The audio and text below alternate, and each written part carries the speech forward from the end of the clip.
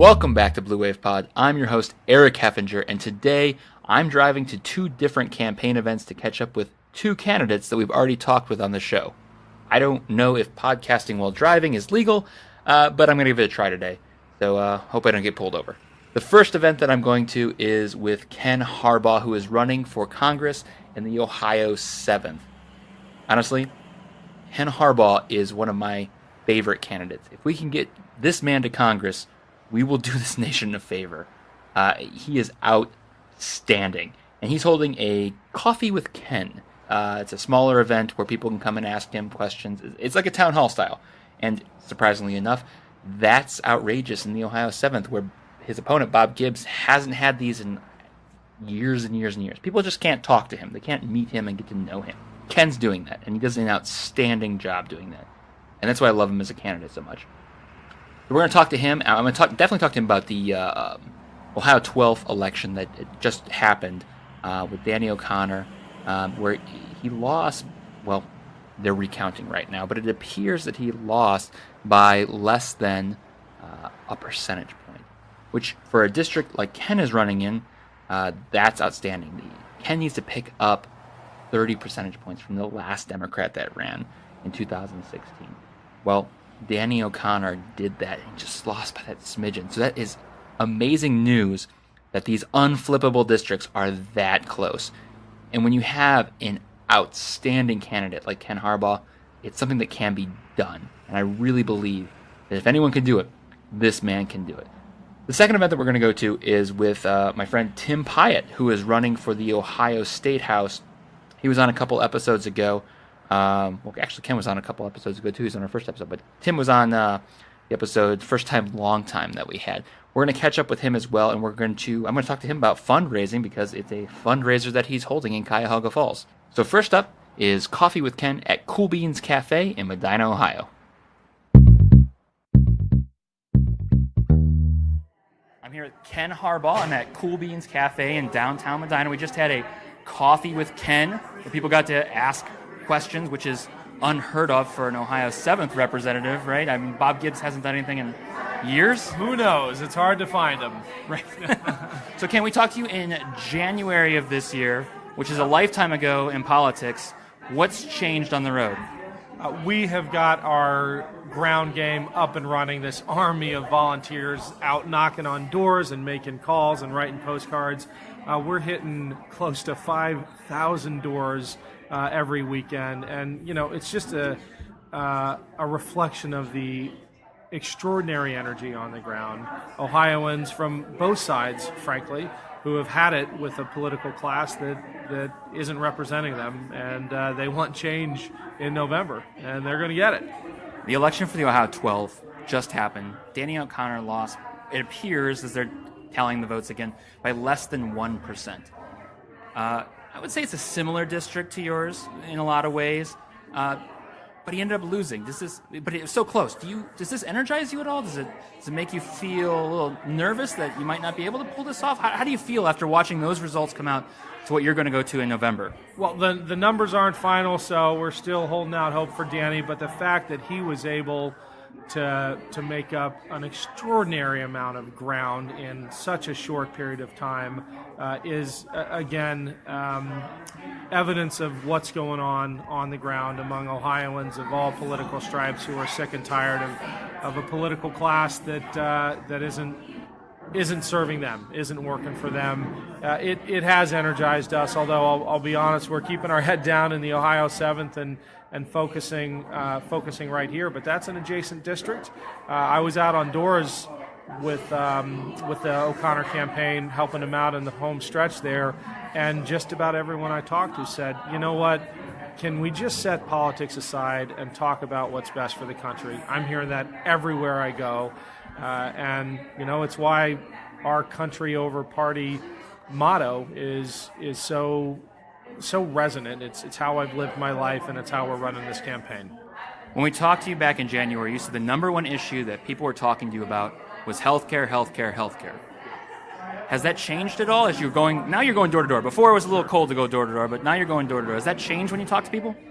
Healthcare is absolutely a dominant issue, especially when you attach it to people's fear about economic security. I can't tell you how many folks I talk to who talk about being stuck in a job because of healthcare and not able to chase the job that they really want, or they are terrified about changing insurance plans because they've got a loved one with a pre-existing condition. I talk to older Americans all the time who are literally having to choose.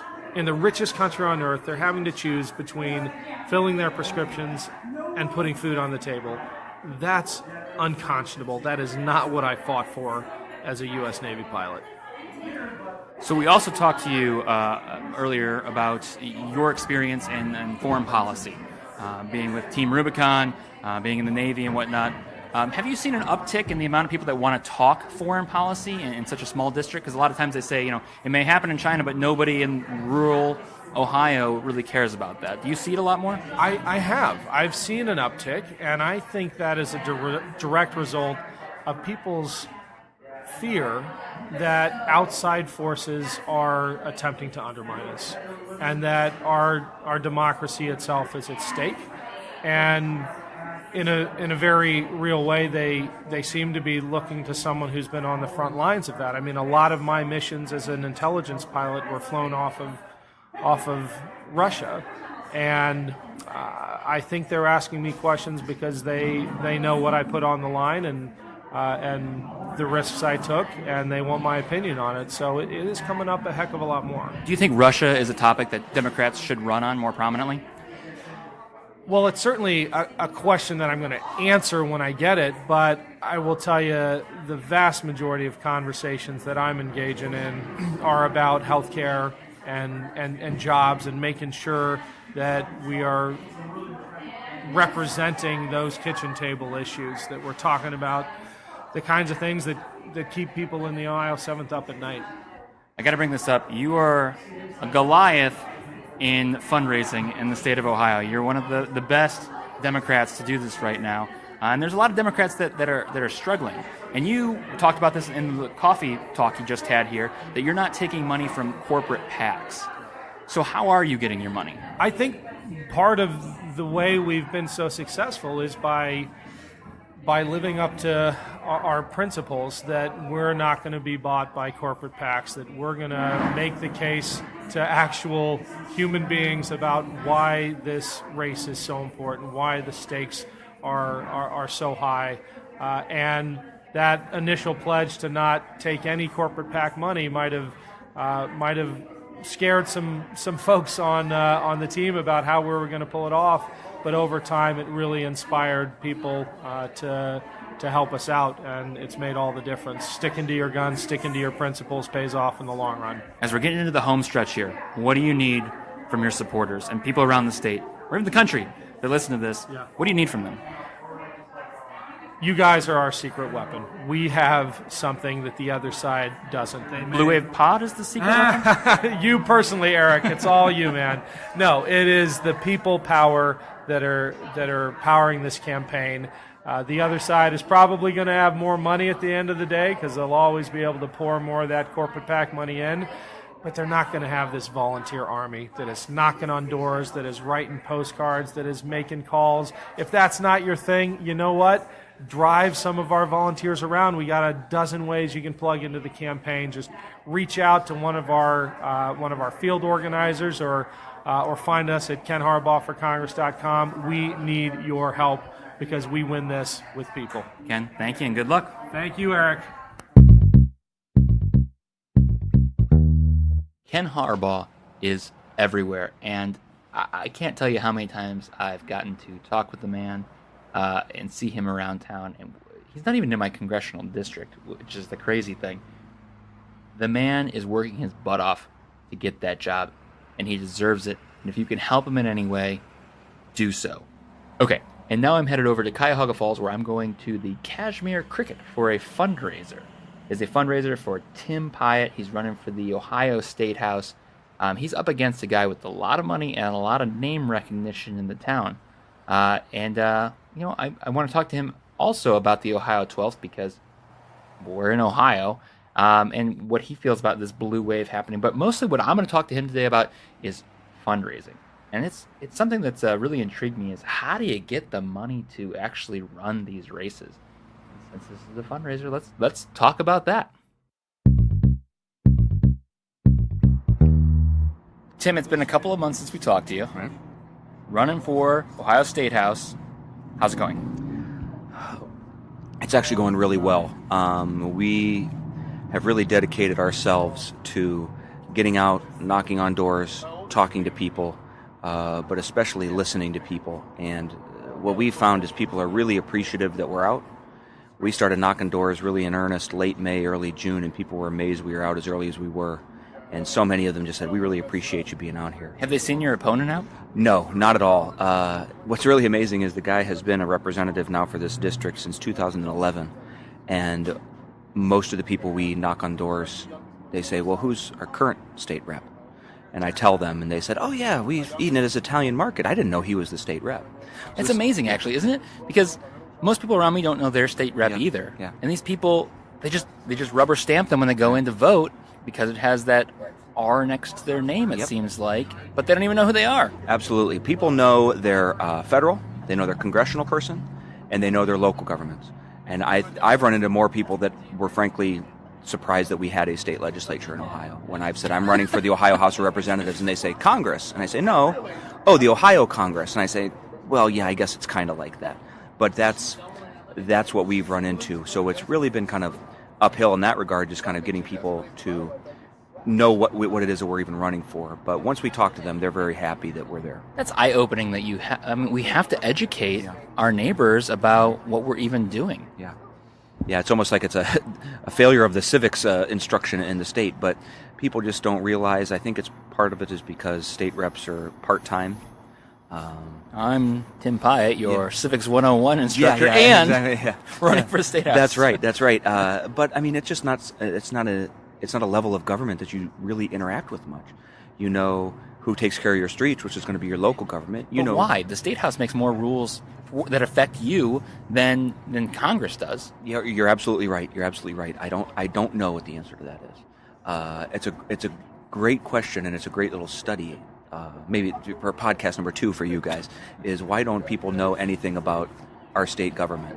They know who the governor is, maybe the attorney general if they've interacted with them, but the state legislature, just not something that people think about, I guess. Well, we're at a fundraiser of yours, and it was a very good turnout tonight.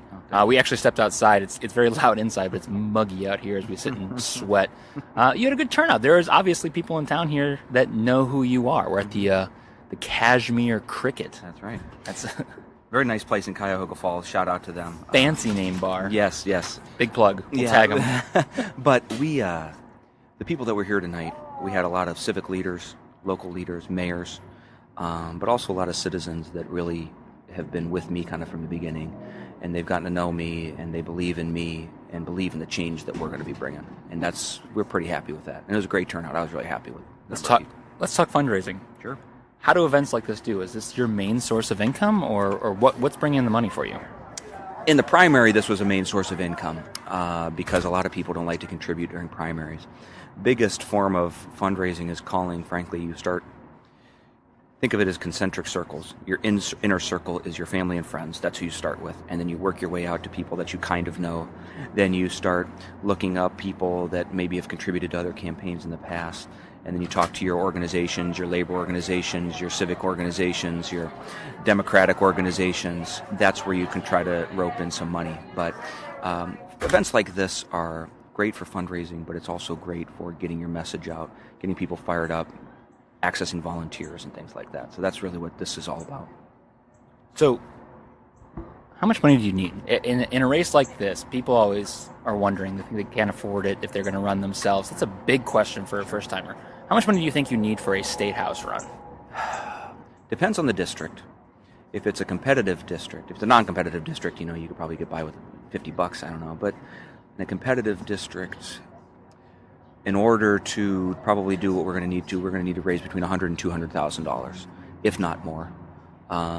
We're going up against the other side who has, for all intents and purposes, unlimited resources.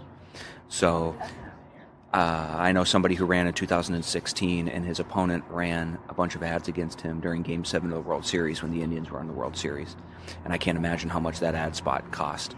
But we're just not going to outraise the other side. But what we've really been concentrating on, and what we've gotten the most results from. If we get to the World Series again, will you run those ads? Yes, I will be glad to do that if the Indians are there again. But what we're really concentrating on is, we could buy TV ads and things like that, but people remember and people appreciate when we're on their front porch and we're listening to them. We're really concentrating on listening to people.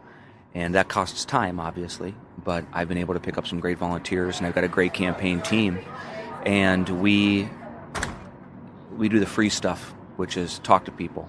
And that's where you get your biggest bang, is because people really appreciate that. So Senator Joe Savoni was here earlier, and I was talking to him about his campaign, because he ran for governor. We had him on the show. And, came in third place, right out of 4. And I personally believe he had one of the stronger messages out there. But he told me, when we were talking, was he didn't have the money. He could not get his message to enough people. So money was the factor. Do you think money will be the big factor for your campaign? It's a little different for a state house just because the district is so much smaller, and it's, I guess, easier, for lack of a better word, to hit the doors. However, money is absolutely going to be a factor because the other side's going to have so much of it. They're going to have money to pay people to follow me around. They're going to have money to pay graphic designers to do Photoshop pictures of me doing something that I never had done. Radio spots, TV spots, newspaper ads. So money is absolutely going to be a factor, but we're really priding ourselves on we are getting our financial support from people. We're not going to the corporate PACs and getting, all this money.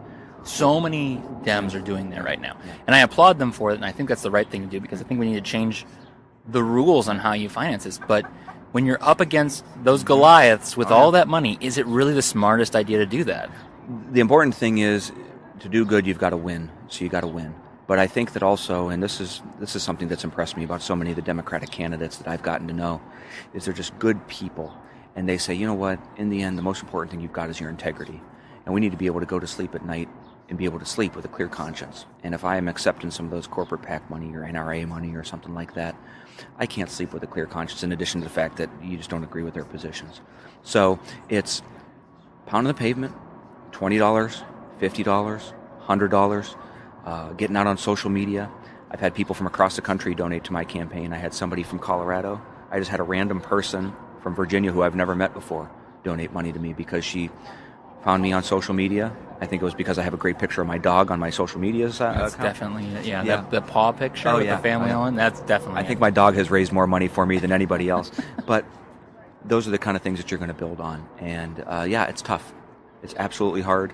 What I love for some big donors to come in that are going to give me good, clean money that's something I can believe in and fight for, absolutely. But I also know money's not going to convince people that we're going to listen. It's the actually doing it. It's the actually being on that front porch and listening that's going to convince people that we're the right candidate. So last night was the election, Ohio 12, Danny O'Connor, and they haven't officially called it from what last I saw. I mean, we're within 1,000 votes of each other, but it looks like he lost by less than 1%. Yeah, amazing. Does that give you hope? Absolutely, it gives me hope. And, it's funny because people talk about moral victories. I'm a Browns fan, so that's pretty much all we've had to hang our hats on recently was moral victories. And even then, those were hard to come by. So you're not going to be advertising during Browns games? Well, I don't want to reach both the people that are able to stand watching it. But, no, it's very inspiring because, would you like to win? Absolutely. But you also have to live in reality. And in reality, that should have never been near competitive. It should have almost been an uncontested seat. But I think it shows the energy. I, frankly, when I was looking at that, I wasn't necessarily surprised that he lost. He put together a great campaign, just did a great job, a great message. He's going to be back in November, and I think he's got a great chance then as well. But it gave me, I went to bed last night thinking, all right, I wasn't so sure about the blue wave. But there's a pod about it. Yeah, that was probably the biggest thing that made me believe was the Blue Wave pod, first off.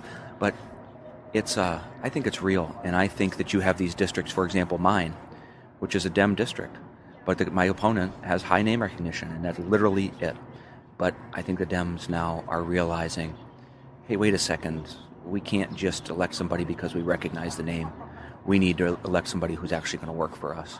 And that's what inspired me about that 12th district race. So we talked to you in May, I believe. It's either late April or early May. Do you feel more confident now, or do you feel about the same, that you just got to keep trudging along in this? You can't get too high in your highs, you can't get too low in your lows. You're going to have a day. I had one day where I knocked 60 or 70 doors and I didn't have a single person answer the door. So you go home and you just say, oh man, that was a drag, and it was hot, and it was, it's tough.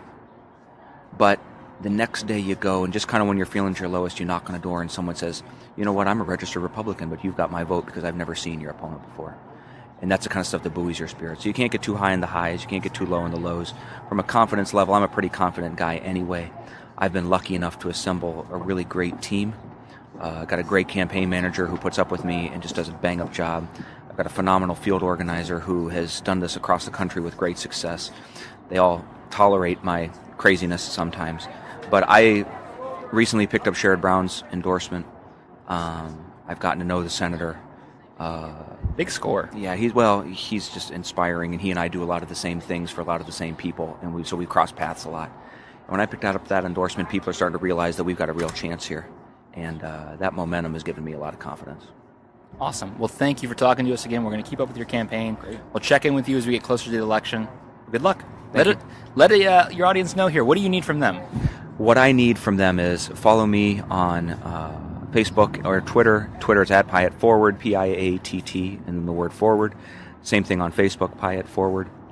That's our campaign name, and that's kind of our mascot, I guess, or our slogan. But what I need from people is share that stuff. Be willing, if you're willing to come to the 36th district and knock on doors. Money is always welcome. But more than anything, spread our word. We want to listen to people. We want to listen to people, and we want to actually do some good instead of just be a popular name. So that's what they can do. Tim Piatt for the Ohio State Representative. Thanks for talking with us. Thank you very much. All right, I'm headed home. I'm done politicking for the day. I'm done podcasting for the day. I'm done endangering people's lives as I drive while podcasting. I want to thank Ken Harbaugh, running for the Ohio 7th Congressional District, and I want to thank Tim Piatt, who is running for the Ohio State House. I want to thank them both for giving me some time today to talk with me. The thing we didn't talk about on there, or you didn't get to hear, is all the other people that were at the event that are just excited, and the energy is still there. The key is you got to help your candidates. You gotta be there at these events, and I know it's time consuming, and I know we all have a billion things to do. But if you can do, you have a little bit of money to drop, they need money. They do. They tell you they need volunteers. They need that as well. But money matters, and your time matters. So if you can give any of those, just do it. Even if you're not good at talking with people. I think Ken said that earlier today when I was interviewing him. We got to get out there. We got to get out there, and we can make this happen. We really can. So thank you for listening to today's episode. You can find all of our episodes at bluewavepod.com. We're on Spotify, we're on iTunes, we're on whatever. If you already listened to us, you know where to find us. So follow us on Facebook, follow us on Twitter at bluewavepod, and I'll catch you in the next show.